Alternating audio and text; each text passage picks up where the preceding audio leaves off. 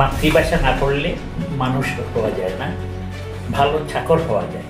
চাকরিটা হচ্ছে যে বাঙালির মতো এত বাজে জাতি এই এই পৃথিবীতে আর নাই।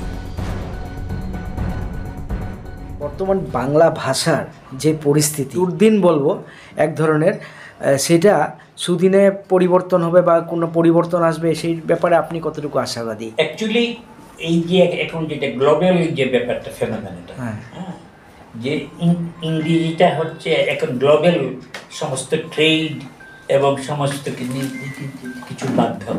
হ্যাঁ, তো এই ইংরেজি তো শিখতেই হলো। হ্যাঁ স্যার।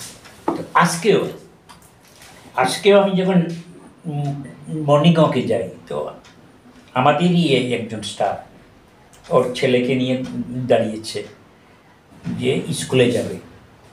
তো আমি জিজ্ঞেস করলাম যে কোন স্কুলে যায়, সে বললো সেন্ট্রাল স্কুল। তো আমি তো বললাম সেন্ট্রাল স্কুল, তো ও মানে হিন্দি পড়ে না, মানে হিন্দি, হ্যাঁ হিন্দি। তা আমি বাংলা জানে না। তো এই ছেলেটাকে জিজ্ঞেস করলাম বাংলা জানতে হয়? বলনা আতা হয়, পড়না লিখনা নেই হতা হয়। তারপরে তার মাকে বললাম যে you are trying to make your son a chakar, মানুষ নয়। মাতৃভাষা না পড়লে মানুষ হওয়া যায় না, ভালো চাকর হওয়া যায়, চাকরি পাওয়া যায়। এই হচ্ছে ব্যাপার। কালকে বলেছি, কালকে কয়েক জায়গাতেই বলেছি ওটা, যে আমাদের যে সমাজের যে ব্যাপার, আমাদের বাবা মারা আমাদের যখন স্কুলে দিত কি বলতো, ছেলেটা পড়াশোনা করে মানুষ হবে। তাই এখন কোনো মা বাবা পড়াশোনা করে মানুষ হবে বলে না, পড়াশোনা করে চাকরিয়ান হবে, ভালো চাকরি পাবে, মানি আর্নিং মেশিন তৈরি করতে চায়। কিন্তু জানে যে আলটিমেটলি কিছুই থাকে না। ওই যে মেয়েটাকে আমি বললাম যে তুমি তাকে বাংলা শেখাও, নাহলে সে যখন গ্রোন আপ হবে তখন তোমাদেরকে খুব গালি দেবে। আমি বললাম যারা মাতৃভাষা জানে না তারা যতই ডিগ্রি হোক তারা হচ্ছে ইলিটারেট।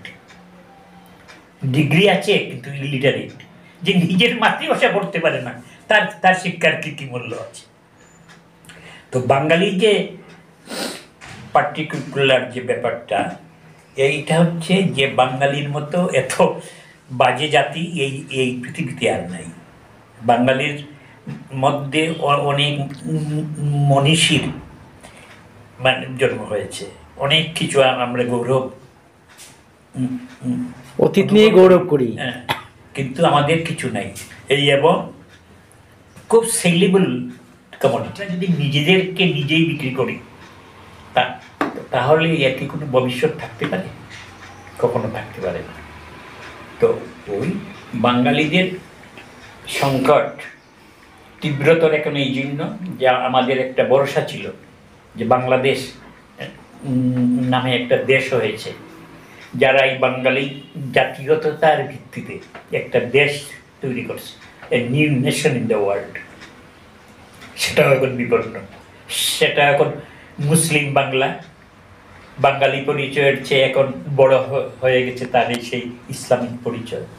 এবং ওরা সবসময় যেটা মানে এটা তো বাংলার ভাষা সাহিত্যের ইতিহাস যারা জানে তারা জানে যে বাঙালি মুসলমানরা একসময় বাংলা ভাষার বিরুদ্ধে ছিল এবং তারা বলতো বাংলা ভাষায় চর্চা করলে 70 জন নবীকে হত্যা করলে যে পাপ হয়, এই ধরনের ব্যাপার।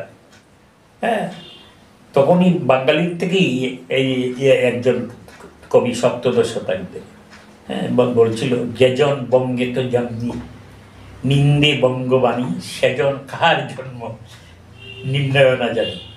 বাঙালি থেকেই একজনে প্রোটেস্ট করেছিল যে বাংলা ভাষা, বাংলায় জন্ম নিয়ে যারা বাংলার বিরোধিতা করে তারা কাদের সন্তান সেটা ঠিক বোঝা যায় না।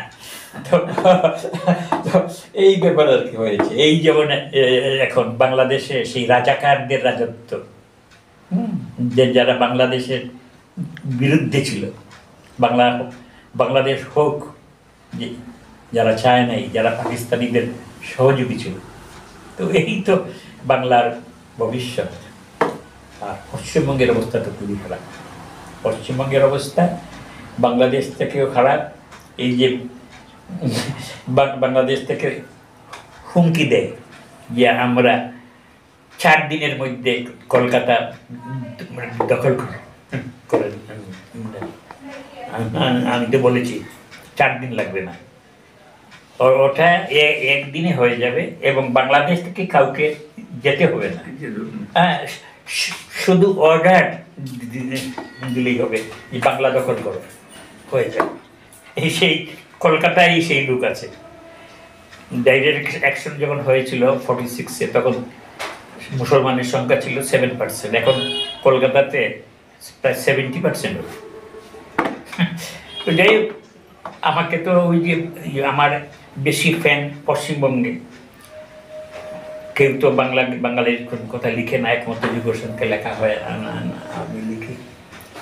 তো আমরা তো নিজেদের এই 500 টাকায় বিকিয়ে দিই। হ্যাঁ, 500 টাকা পেলেই আমরা সন্তুষ্ট। 1000 টাকা পেলে তো আরো বেশি। যত মানে যাদের বার্গেনিংয়ের ক্যাপাসিটি বেশি আছে ওরা বেশি খায়, কিন্তু বিক্রি everybody is ready for sale.